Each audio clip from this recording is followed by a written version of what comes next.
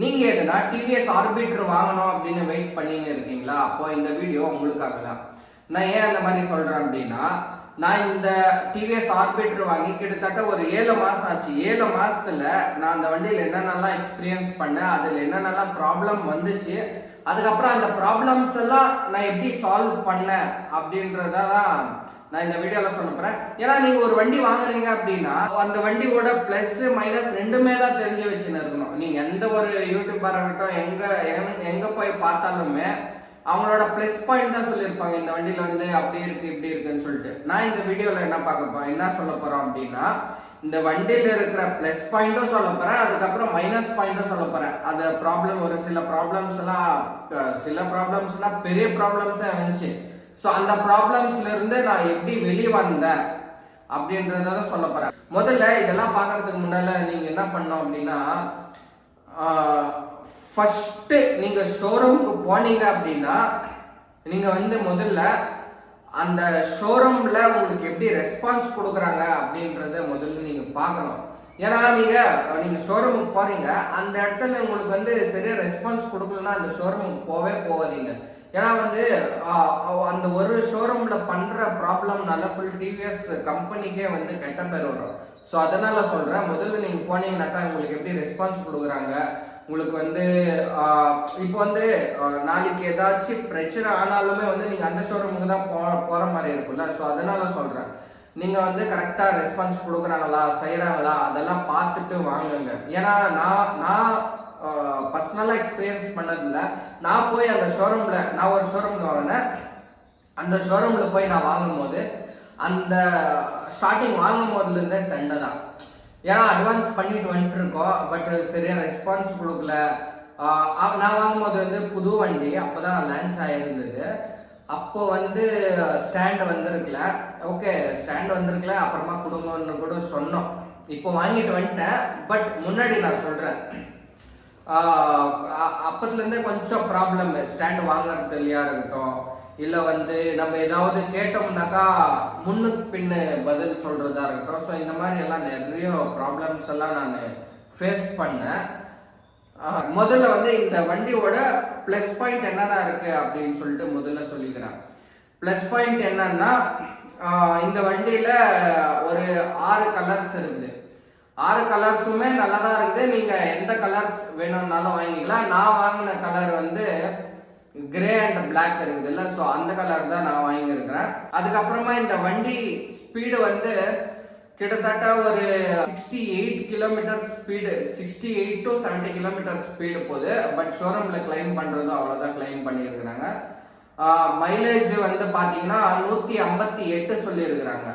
But ஆனால் 158 எல்லாம் கொடுக்காது. நீங்கள் எந்த ஒரு எலக்ட்ரிக் வெஹிக்கல் எடுத்துக்கினாலுமே அவங்க சொல்கிற ரேஞ்சு கொடுக்காது. ஏன்னா நம்ம வந்து அவங்க சொல்லுவாங்க ஷோரூமில் இவ்வளோ கொடுக்குது அப்படின்னு சொல்லிட்டுலாம். பட் நம்ம என்ன எடுத்துக்கணும்னா அதில் கஸ்டமர் ரிவ்யூ என்ன இருக்குது அதுதான் நம்ம எடுத்துக்கணும். ஏன்னா கஸ்டமர் ரிவ்யூ வந்து அவங்க ரிவ்யூ பண்ணி பார்த்துட்டு அதுக்கப்புறமா தான் நம்மளுக்கு இவ்வளோ மைலேஜ் வந்துச்சு எனக்கு அப்படின்னு சொல்லிட்டு சொல்லியிருப்பாங்க. ஸோ அதனால் நீங்கள் என்ன பண்ணோன்னா முதல்ல கஸ்டமர் ரிவ்யூ எவ்வளோ மைலேஜ் இருக்குது அப்படின்னு சொல்லிட்டு பார்த்துட்டு தான் எடுத்துக்கணும். 158 இருக்குல்ல, 158னா எனக்கு வந்தது வந்து 100 to 115 வரும். 100 to 115 கன்ஃபார்மாக வரும். அதுவும் ஈகோ மோடில் தான். நீங்கள் வந்து சிட்டி மோடில் ஓட்டினீங்கனாக்கா அப்படியே ட்ராப் ஆகும். எவ்வளோ ஒரு 70 கிலோமீட்டர் அந்த மாதிரி 70, 65 அந்த மாதிரி ட்ராப் ஆகிடும். நான் எதுக்காக இதை சொல்கிறேன்னா, ஈவி வெஹிக்கல் பொறுத்த வரைக்கும் ஈவி வெஹிக்கலே இல்லை, நம்ம நார்மலாக பெட்ரோல் வெஹிக்கல் கூட அவ்வளோதான்.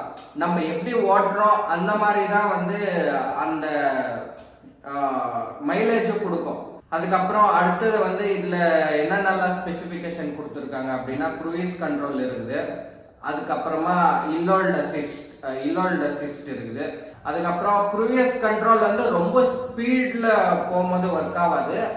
ஏன்னா நம்ம வந்து க்ரூயிஸ் கண்ட்ரோல் போட்டு ரொம்ப ஸ்பீடாக போகும்போது இன்ஜுரி ஆகிறதுக்கு நிறைய வாய்ப்பு இருக்குது அப்படின்னு சொல்லிட்டு ஒரு 28, 29 அதுக்குள்ளே இருந்தால் இல்லோல்ட் அசிஸ்டில் போட்டுக்கின்னு நம்ம போகலாம். ஏன்னா நம்ம எங்கன்னா ஹைவேல எங்கன்னா போயின்னு இருக்கோம், எங்கன்னா லாங்காக போகிறோம் அப்படின்னா அப்படியே முறுக்கினே இருக்கணும்னு சொல்லிட்டு கையால் வலி எடுத்துக்கணும்னு சொல்லிட்டு அந்த மாதிரி க்ரூயிஸ் கண்ட்ரோல் கொடுத்துருக்குறாங்க. அடுத்ததாக வந்து front back, front gear reverse gear. இப்போ நம்ம எங்கன்னா போயிருக்கோம், முன்னாடி போயிட்டோம், பின்னாடி ஒருத்தராலே இழுக்க முடியல அப்படின்னு சொல்லும் போது நீங்கள் வந்து ரிவர்ஸ் மோடு ஃப்ரண்ட் மோடு ரெண்டுமே இருக்குது. அப்போ நீங்கள் என்ன பண்ணலாம் அப்படின்னா ரிவர்ஸ் மோடு போட்டு சேம் ஆக்சிலேட்டர் கொடுத்தீங்கன்னா அதே புல் பண்ணும். அதுவும் வண்டியும் ஃபோர்ஸ் கொடுக்கும். ஃபோர்ஸ் கொடுத்துட்டு அப்படியே ரிவர்ஸ் வர்ற மாதிரி இருக்கும். ஸோ இது வந்து ரொம்ப யூஸ்ஃபுல்லாக இருக்கும். ஏன்னா கொஞ்சம் வயசானவங்களா இருக்கட்டும், இல்லை வந்து கொஞ்சம் லைட்டாக ஏதாவது பள்ளம்னா பெரிய பள்ளம் இல்லை, லைட்டாக ஒரு நார்மலான பள்ளத்தில் அந்த மாதிரி இழுக்க முடியல அந்த டைமில் வந்து நம்ம ரிவர்ஸ் கியர் போட்டு நம்ம ஆக்டிவேட் பண்ணிக்கலாம். அப்போ வந்து நம்மளுக்கு கொஞ்சம் ஈஸியாக இருக்கும், முன்னாடி இருந்து பின்னாடி வர்றதுக்கு ரொம்ப ஈஸியாக இருக்கும். ஸோ இந்த ஒரு ஆப்ஷன்ஸும் கொடுத்துருக்குறாங்க. அதுக்கப்புறம் வந்து இந்த வண்டியில் ப்ளூடூத் கனெக்ஷன் கொடுத்துருக்குறாங்க. நீங்கள் உங்கள் மொபைலில் வந்து டைரெக்டாக இந்த வண்டிக்கு கனெக்ட் பண்ணிக்கலாம், ப்ளூடூத் மூலியமா கனெக்ட் பண்ணிக்கலாம். ஸோ அந்த ஒரு ஆப்ஷன்ஸும் கொடுத்துருக்குறாங்க. அதுக்கப்புறமா இந்த வண்டியோட லுக்கு பார்த்தீங்கன்னா டோட்டலாகவே சூப்பராக இருக்கும். நீங்கள் ஃப்ரண்ட் வியூவாக இருக்கட்டும், பேக்காக இருக்கட்டும், எல்லாம் ஃபுல்லு சரௌண்டிங் எல்லாமே வந்து ஒரு பாக்ஸி டைப்பில் இருக்கும். நீங்கள் அந்த வண்டி பார்க்கும்போது தெரியும், பார்க்கும்போது ஒரு பாக்ஸி டைப்பில் இருக்கும். அதுக்கப்புறம் இதில் இருக்கிற பூட் ஸ்பேஸ் கூட வந்து அதிகமாகவே கொடுத்துருக்குறாங்க. ஏன்னா உள்ளே கூட அந்த சீட் ஓப்பன் பண்ணிங்கன்னா உள்ளே கூட நல்லா ஸ்பேஷியஸாக இருக்குது. அதுக்கப்புறமா ஃப்ரண்ட்டில் கூட நல்லா ஸ்பேஷியஸாக இருக்குது. டோட்டலாக இந்த வண்டி லுக்கு வந்து நல்லா சூப்பராக கம்ஃபர்டபுளாக சூப்பராக இருக்குது. இப்போ வந்து நம்ம என்ன பண்ணலாம்னா இதோட மைனஸ் பாயிண்ட்ஸ் என்னென்ன இருக்குது அப்படின்னு சொல்லிட்டு பார்க்கலாம். நான் முன்னாடி சொன்ன மாதிரி தான், போன உடனே ஷோரூம்ஸ் பாருங்கள், ஷோரூம்ஸில் வந்து உங்களுக்கு எப்படி ரெஸ்பான்ஸ் கொடுக்குறாங்க அப்படின்னு பாருங்கள். நான் திருப்பி அழுத்தி சொல்கிறேன்னா, நான் வண்டி வாங்கும்போது வந்து ரொம்ப ப்ராப்ளம்ஸ் ஆச்சு, இந்த ஷோரூம்னாலே ரொம்ப ப்ராப்ளம் ஆச்சு. ஏன்னா ஒரு சில விஷயத்த வந்து வாரண்டி கிளைம் ஆகும், பட் ஆனால் அந்த வாரண்டி வந்து அவங்க ஷோரூமில் தான் வந்து கிளைம் பண்ணுறதுக்கு புஷ் பண்ணணும். பட் அவங்க வந்து புஷ் பண்ண மாட்டாங்க, இல்லை சார் ஆகாது, இந்த இந்த பொருளுக்கு வந்து வாரண்டி கிளைம் ஆகாது அப்படின்னு சொல்லிட்டு சொல்லிடுவாங்க. ஸோ அதனால தான் நான் திரும்ப சொல்கிறேன், ஷோரூம் வந்து ஒரு நல்ல ஷோரூமாக இருந்தால் போய் வாங்குங்க, இல்லை வந்து அந்த ஷோரூமில் வாங்குறதுக்கு போகாதீங்க. மைனஸ் பாயிண்ட்ஸ் இப்போது நான் என்னென்னலாம் ஃபேஸ் பண்ணேன் அப்படின்னா, நான் வாங்கி ஒரு 2 months இருக்கும். 2 monthsக்கு அப்புறம் பேட்ரி சார்ஜர் இருக்குதுல்ல, சார்ஜர் வந்து கெட்டு போயிடுச்சு.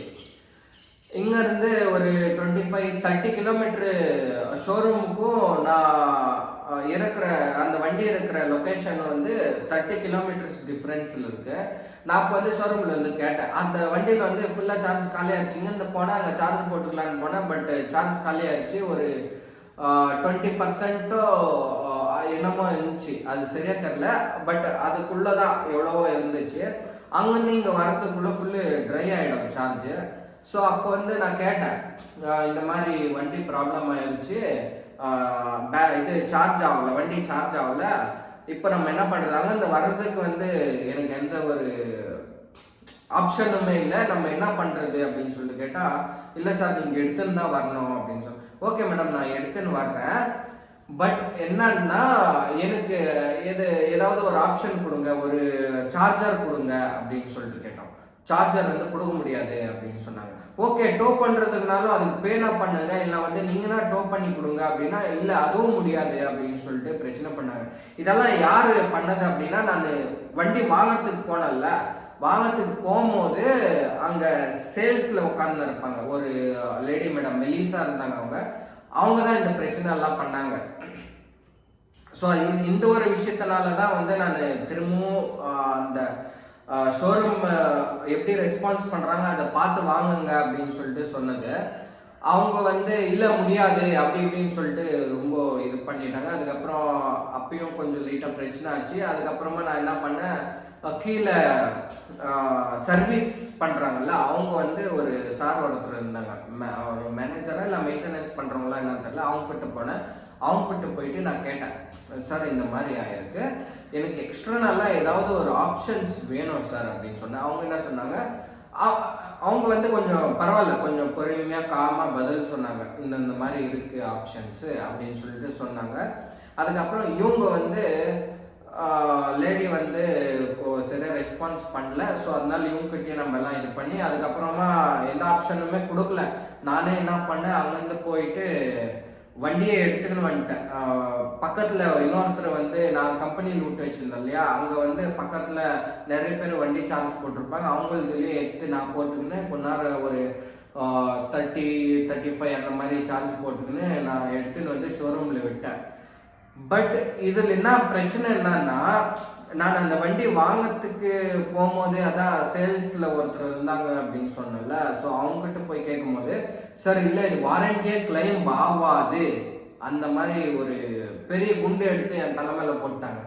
ஸோ அந்த டைமில் என்ன ஆயிடுச்சுன்னா, என்னடா இது இப்போ தான் வாங்கணும், ஒரு 2 months தான் இருக்கும், 2 months இல்லை 3 monthsக்குள்ளே தான் இருக்கும், இப்போ தான் வாங்கியிருக்கிறோம், பட் இந்த மாதிரி ஆயிடுச்சு. அதுக்கப்புறமா இந்த மாதிரி சொல்கிறாங்களே அப்படின்னு சொல்லிட்டு எனக்கு ஒரு மாதிரி ஆயிடுச்சு. ஏன்னா ஒரு சார்ஜர் வாங்கணும்னா மினிமம் ரேட்டு ஜாஸ்தியாக தான் இருக்கும். ஆனால் ரேட் எனக்கு பர்ஃபெக்டாக தெரியாது, ஒரு 10,000 ரூபாய்க்கு மேலே தான் இருக்கும்னு நினைக்கிறேன். எனக்கு பர்ஃபெக்டாக ரேட்டெல்லாம் தெரியாது. ஸோ இந்த மாதிரி சொல்லிட்டாங்க, என்னடா இது இந்த மாதிரி சொல்கிறாங்களே செய்கிறாங்களே அப்படின்னு சொல்லிட்டு என்ன பண்ணேன், இல்லை எனக்கு மாற்றி கொடுத்தே ஆகணும் அப்படின்னு சொல்லிட்டு அவங்ககிட்ட சண்டை போன மாதிரி தான். அதுக்கப்புறமா சேல்ஸ் அண்ட் இது சர்வீஸ் பண்ணுறாங்கல்ல, அங்கே வரும்போது இந்த மாதிரி சொன்னாங்க. அதுக்கப்புறம் எடுத்துன்னு இந்த வண்டியை விட்டேன். வண்டி விட்டு ஒரு 299 250 எவ்வளவோ சம்திங் 2 days ஆச்சு. 2 daysக்கு அப்புறமா ஒரு 250 290 சம்திங் இவ்வளோ தான் இருக்கும் பே பண்ண சொன்னாங்க. அமௌண்ட் அவ்வளோ பே பண்ணிவிட்டு அதுக்கப்புறமா வாரண்டி கிளைம் பண்ணி கொடுத்தாங்க.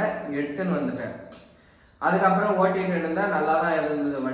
வண்டி கம்ஃபர்டபுளாக இருக்க, ஓட்டுறது எல்லாமே சூப்பராக இருக்குது. நான் அதில் எந்த ஒரு குறையுமே சொல்ல மாட்டேன். ரெண்டாவதாக என்ன ஆச்சு அப்படின்னா, ஓட்டின்னு இருக்க சீட்டு நார்மலாக வந்து ஆக்டிவா இல்லை வேற எந்த வண்டி வாங்கினாலுமே என்ன ஆகும்னா பிளைனாக கொடுத்துருப்பாங்க சீட்டு. அப்போ என்ன ஆகும், எந்த ஒரு டேமேஜும் ஏற்படாது. இன்னொன்று ஃபைபரில் கொடுத்துருப்பாங்க. ஃபைபரில் கொடுக்கறதுனால எந்த ஒரு பிரச்சனையுமே ஏற்படதில்லை. இந்த வண்டியில் பிளாஸ்டிக்கில் கொடுத்துருக்குறாங்க.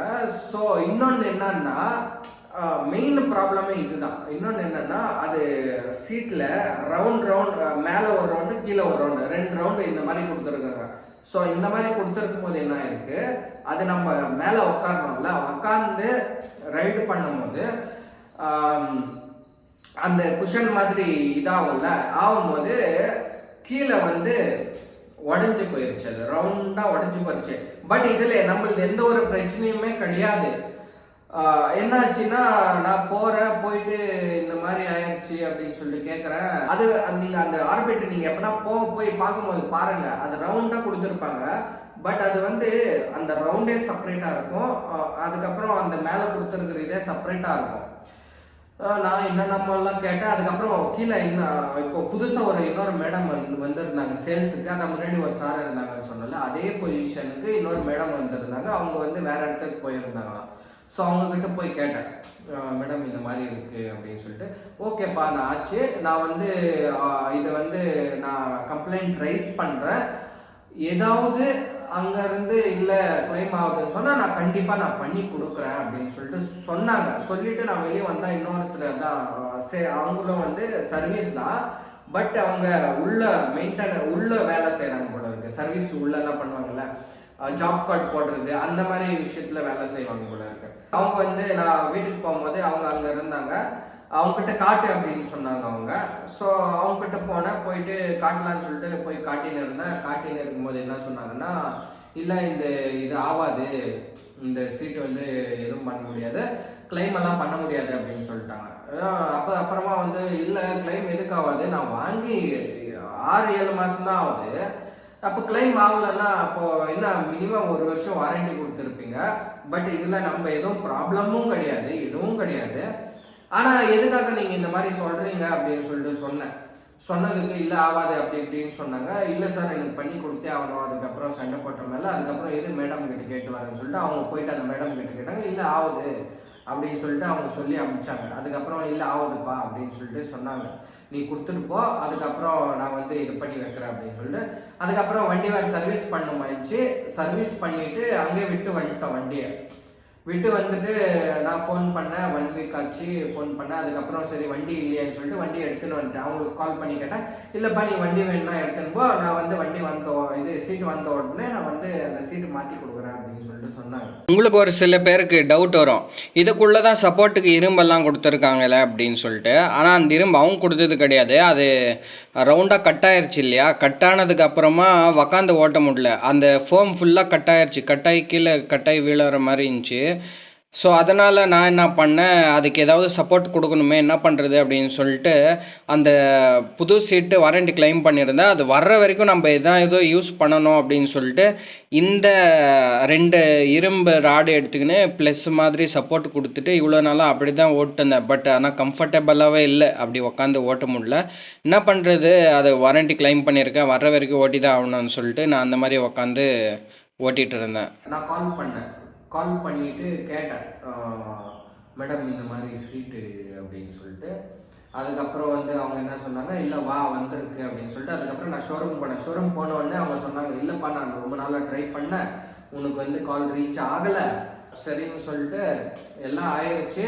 அதுக்கப்புறம் சீட்டெல்லாம் ஃபிட் பண்ணாங்க, ஃபிட் பண்ணிட்டு கொடுத்த மேலே நம்ம எடுத்துன்னு வந்தோம். ஸோ இதில் வந்து மெயினாக நீங்கள் என்ன பண்ணணும்னா, சீட்டு பாருங்க, சீட்டு அந்த டிசைன் சொன்னல அதை பார்த்துட்டு வாங்குங்க, அதை முன்னாடியே பேசிக்கோங்க.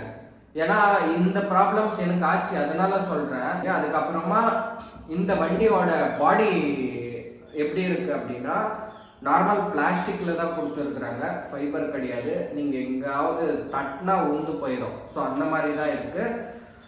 ஸோ அந்த ஒரு விஷயம். பட் நான் இந்த கம்பெனி மேலே நான் தப்பு சொல்லலை. ஏன்னா வந்து நீங்கள் எந்த கம்பெனி வாங்கினாலுமே அந்த மாதிரி தான் கொடுத்துருப்பாங்க. ஏன்னா அவங்களுக்கும் வந்து வெயிட்டு கம்மி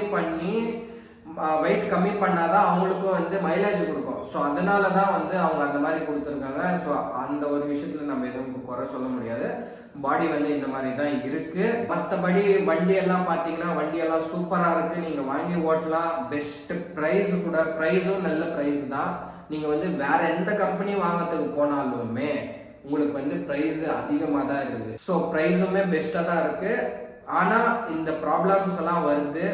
ஸோ நல்ல ஷோரூமாக போய் பார்த்து வாங்குங்க. இந்த ப்ராப்ளம்ஸ் எல்லாம் வந்துச்சுனாக்கா நீங்கள் இவ்வளோ வருஷம் வாரண்டி கொடுத்துருப்பாங்க. ஸோ அதுக்குள்ளே போயிட்டு கேளுங்க, இந்த மாதிரி இருக்குது, என்ன பண்ணுறது எதை பண்ணுறதுன்னு சொல்லிட்டு கேட்டு போய் வாங்குங்க. ஏன்னா வந்து நம்மளும் காசு கொடுத்து தான் வாங்குகிறோம், அவங்க எதுவும் ஃப்ரீயாலாம் கொடுக்கல, நம்மளும் காசு கொடுத்து தான் வாங்குகிறோம். ஸோ அதனால தான் நான் சொல்கிறேன், நீங்கள் போய் பேசுங்க, பேசி வாங்கினீங்கனாக்கா உங்களுக்கு ஒரு பெஸ்ட் ஆப்ஷன் வந்து கிடைக்கும்.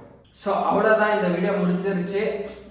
நீங்கள் ஆர்பிட்ரு இல்லை ஏதாவது எலக்ட்ரிக் வண்டி வாங்கி உங்களுக்கு எந்த மாதிரியான ப்ராப்ளம் வந்துச்சு அப்படின்னு சொல்லிட்டு கமெண்ட்ஸில் சொல்லுங்கள். அதுக்கப்புறமா இல்லை ப்ரோ எனக்கு வந்து வேறு வண்டி, இந்த வண்டி பற்றி தெரிஞ்சுக்கணும் அப்படின்னு சொல்கிறவங்க கூட கமெண்ட்ஸில் சொல்லுங்கள். நான் அந்த வண்டி யூஸ் பண்ணி பார்த்துட்டு நான் அதோட ரிவ்யூவையும் உங்களுக்கு அப்லோட் பண்ணுறேன். அவ்வளோதான், இந்த வீடியோ முடிஞ்சிருச்சு. இந்த வீடியோ உங்களுக்கு பிடிச்சிருந்தா இந்த வீடியோ லைக் பண்ணிவிட்டு நம்மளுடைய சேனலை சப்ஸ்கிரைப் பண்ணிவிடுங்க.